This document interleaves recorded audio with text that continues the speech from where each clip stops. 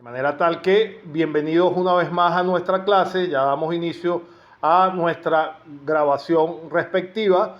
Como les dije entonces, para que quede formalmente grabado en el video, hoy vamos a tratar las técnicas legislativas en la producción del derecho. Ese es el tema central que nos va a convocar en el día de hoy. En ese sentido, podemos destacar o iniciar esta conversación diciendo que las técnicas legislativas van a ser o van a representar una función de representación que la van a convertir en el pilar del sistema democrático. Es muy importante. Es allí, ya ustedes conocen, según ya la experticia que tienen en el desarrollo ya de su carrera estudiantil en cuanto al derecho, es el pilar del sistema democrático, en donde converge el poder legislativo para el desarrollo de la normativa, que es la herramienta principal sobre la cual nosotros trabajamos.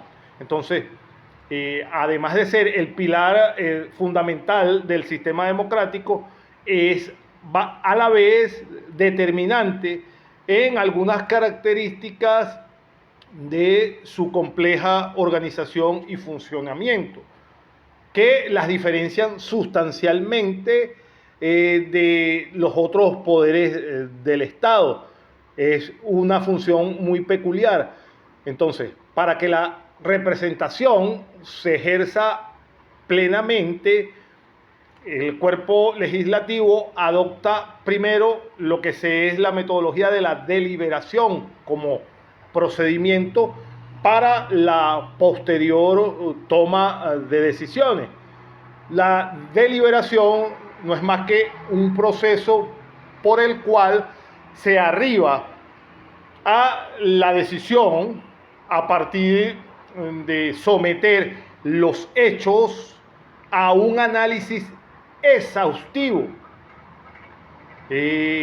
contraponiendo y confrontando a la vez los diferentes puntos de vista surgidos de las concepciones políticas de los diferentes partidos políticos que se encuentren presentes dentro del Parlamento para ese momento en que se esté debatiendo algún proyecto de ley. Este proceso deliberativo implica confrontación, implica también una contraposición de ideas, pero a la vez va a implicar también un cierto rasgo de tolerancia, o debería.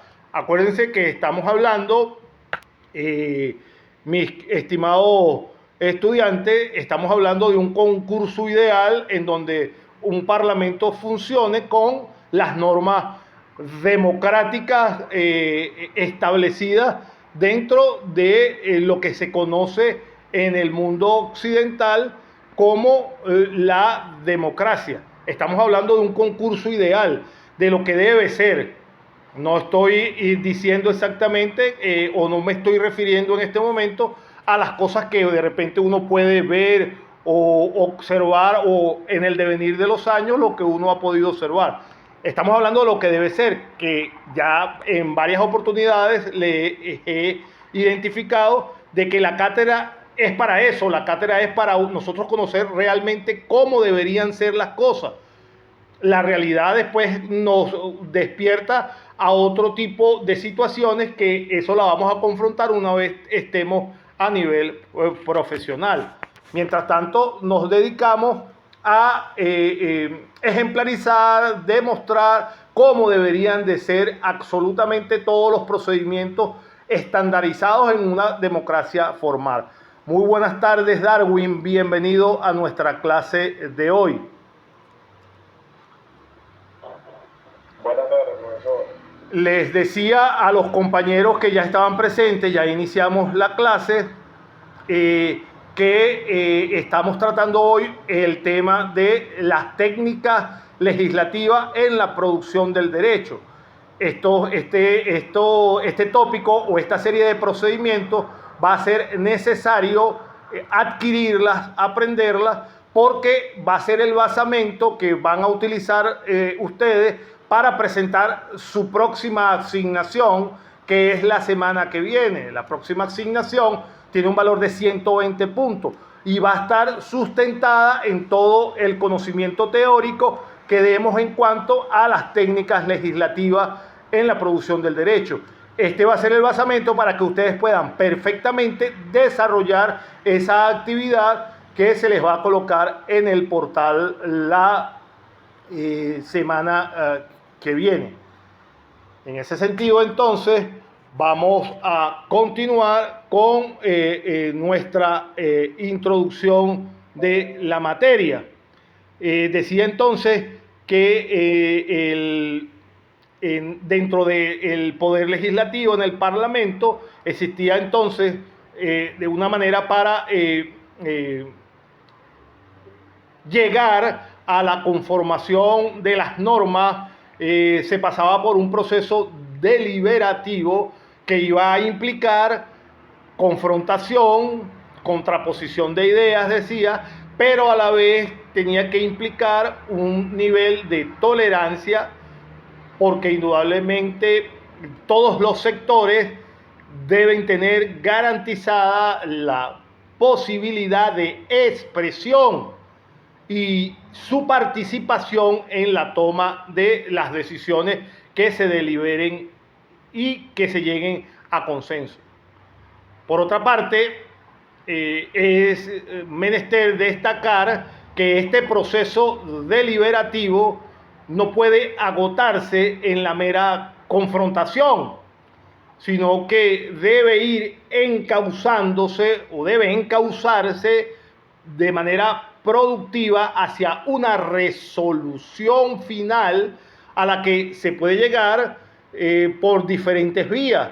Se puede llegar por consenso o se puede llegar por negociación o por una votación y ganaría la mayoría.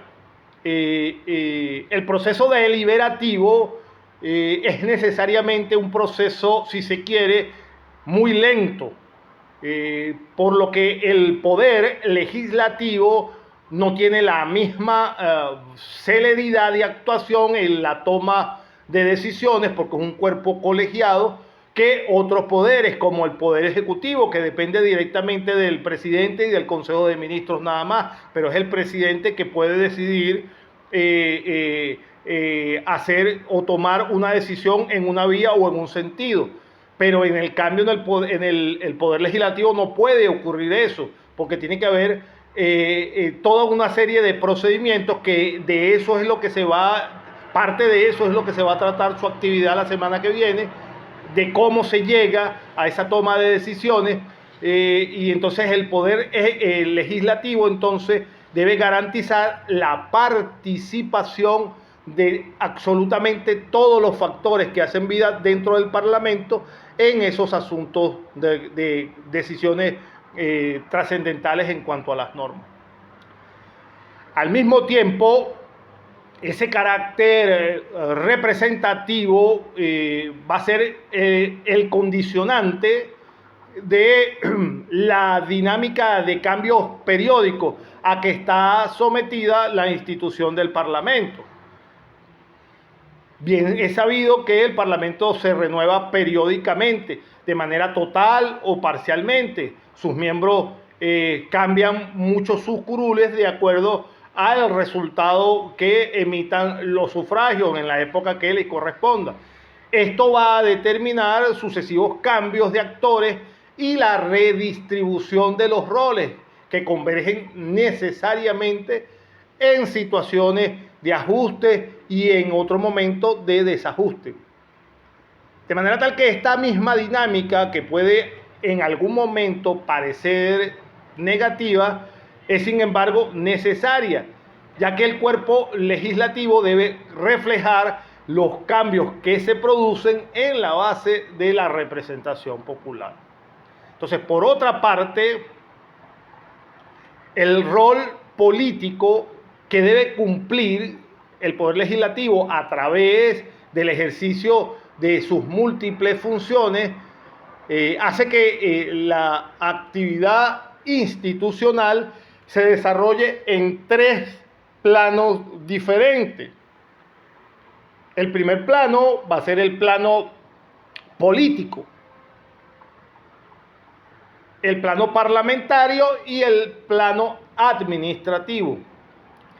Cada uno de ellos va a constituirse o tiene una dinámica propia y una dinámica de interrelación constante, de manera tal que al mismo tiempo va a condicionar la actividad propia del legislador, el cual indudablemente que debe desempeñarse por lo menos en 5 ámbitos diferentes.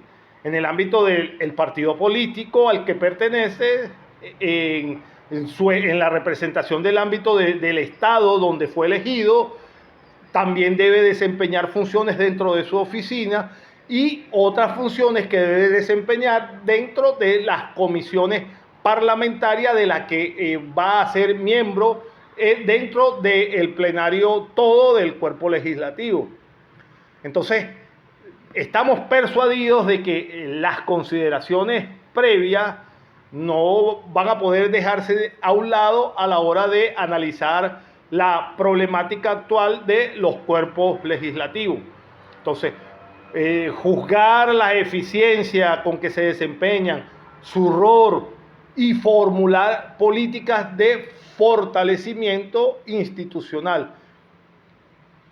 Entonces, la complejidad de todas estas funciones hace que no resulte tan fácil su conocimiento, tanto para la sociedad como para quienes se incorporan en la institución. Entonces, esto va a ser parte sustancial de esa actividad que ustedes van a realizar y que me van a plasmar dentro de el portal cuando les asigne formalmente dicha tarea. Entonces, al mismo tiempo que dificulta su aceptación a una realidad que cambia rápidamente y que propone constantemente todo tipo de nuevas exigencias. Entonces, concluyendo y englobando, una buena técnica legislativa, ¿qué va a requerir? Requiere un conocimiento profundo del ámbito institucional, información múltiple y procedimientos y fórmulas que estandarizadas puedan aplicarse a que al fin último o al fin primordial que tiene el Parlamento, que no es más que la elaboración de las leyes. Por ello es preciso avanzar, entre otras cosas, en el conocimiento de la institución parlamentaria, la profesionalización del técnico legislativo y el desarrollo de la técnica legislativa desde un enfoque político legislativo. Hasta ahora, esta es nuestra pequeña introducción. Quisiera saber, por favor, si todavía se me escucha. Uno solo que me diga si todavía se me escucha. Josué, todavía se me está escuchando perfectamente. Gracias, Darwin. Copiado. Entonces, para no perder más tiempo, sigamos pues en nuestro desarrollo formal. Para que se den entonces las técnicas legislativas en la producción del derecho, vamos a caer una vez más en la metodología del derecho, lo que se conoce entonces como la metodología del derecho. Y de manera formal vamos a desarrollarla paso a paso. Dentro de la metodología del derecho podemos desarrollar que son múltiples los campos en los que se desarrolla la investigación, especialmente en el ámbito de las ciencias sociales. De todas maneras, ya por lo avanzado que tenemos en la materia, muchos de los conceptos, muchas de las técnicas que vamos a utilizar, les van a servir de base porque no son ya desconocidos para ustedes. Pero es necesario que, insisto, yo les formule la base sólida de lo que se quiere para la asignación, para que la puedan ejecutar de manera eficiente y con buenos resultados, y que aprendan verdaderamente las técnicas legislativas de producción de normas jurídicas. Pero la mayoría de los conceptos que vamos a tratar ya los hemos tratado en nuestras clases anteriores. Entonces, el derecho ocupa un lugar de honor, ya que donde hay sociedad existe el mismo. Pues, ¿cuál es el mismo? El mismo ser humano, que es sociable por naturaleza. Eso es un binomio que no lo podemos soslayar, por lo que requiere de una esfera jurídica. Ese conjunto de la sociedad requiere siempre una esfera jurídica que garantice su convivencia social. Consecuentemente, la investigación en el ámbito jurídico va a ser siempre trascendental, por lo que el derecho puede considerarse primero desde tres ángulos: el ontológico, que contiene lo que se conoce como la bilateralidad, la heteronomia, externas y coercibles. Otro ángulo teleológico, que es el que persigue la armonía social. Y un último ángulo, que es el ángulo axiológico. Entonces, partimos desde esos tres ángulos: el ángulo ontológico, el ángulo teleológico y el ángulo axiológico, que es el que va a componer el conjunto de valores. De manera tal que las normas que rigen la conducta del hombre tienen, por tanto, que ser o componerse de condiciones morales, también condiciones de tipo religioso, y las de trato social, que vienen a representar lo que conocemos como los convencionalismos sociales. Las normas jurídicas, entonces, van a constituir uno de los objetos de estudios de la ciencia jurídica. A través de la técnica legislativa se les va a dotar entonces de una fisonomía y de una individualidad. Entonces, precisamente, lo que se conoce como el derecho positivo se va a integrar por el conjunto de normas y por la conducta de la bilateralidad exteriores y la parte heterónoma, coercible e imperativa y atributiva. En cambio, las morales, las condiciones morales, sociales y religiosas van a constituir el conjunto de normas unilaterales, interiores, autónomas, que no pueden ser coercibles, o sea, que son incoercibles e imperativas. Entonces, vamos a ir desglosando nuestros conceptos metodológicos para tener nuevamente sólido el basamento para poder realizar nuestra actividad. En ese sentido, vamos a hablar de lo que es la ontología del derecho. Insisto, esta es una frase que ya la hemos utilizado en varias ocasiones, inclusive la he utilizado de manera evaluativa. Algunos la han contestado de manera somera, otros tienen más o menos la idea, pero en eso consiste el proceso de aprendizaje de lo que es la metodología de investigación jurídica de manera completa, que uno poco a poco, en la medida que va repitiendo con ejemplos, con experiencias y con actividades, va solidificando absolutamente todos los conceptos y ya prácticamente al finalizar la materia uno ya tiene afianzado verdaderamente todo el conjunto de conocimientos y uno puede hablar, eso se les va a notar, ustedes mismos lo van a evidenciar, con un lenguaje mucho más técnico, con una narrativa mucho más dogmática, filosófica, porque poco a poco vamos internalizando de tanto repetirlo cada uno de los conceptos y cuál es el objeto verdadero que persigue para la descripción de las técnicas jurídicas propiamente dichas. Entonces, la ontología del derecho, hemos hablado en clases anteriores y vamos a refrescarla nuevamente. En las diversas direcciones del pensamiento contemporáneo puede indudablemente que advertirse un intento de comprender adecuadamente la realidad en sus diversas dimensiones funcionales respecto a, por supuesto, a toda la vida humana.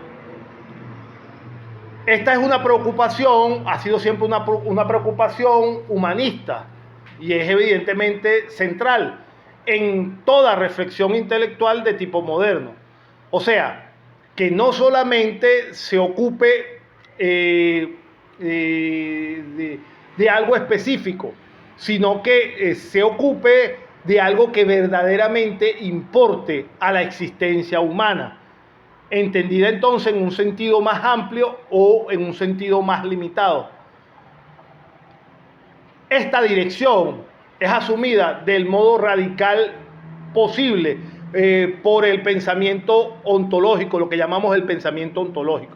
O sea, por aquel pensamiento que trata de captar el ser real, refiriéndolo centralmente a la situación del ser humano pleno, considerado en sus máximas posibilidades y en sus límites irrebasables. Entonces, dada la radicalidad de su planteamiento, el pensamiento ontológico es susceptible de incorporar instituciones parciales obtenidas en otros niveles de pensamiento. En este sentido, la ontología puede ocupar un lugar primordial en cualquier consideración de rango metafísico nacida dentro de la reflexión filosófica. Ahora bien, hablemos o definamos qué significa la bilateralidad en el derecho. La bilateralidad en el derecho.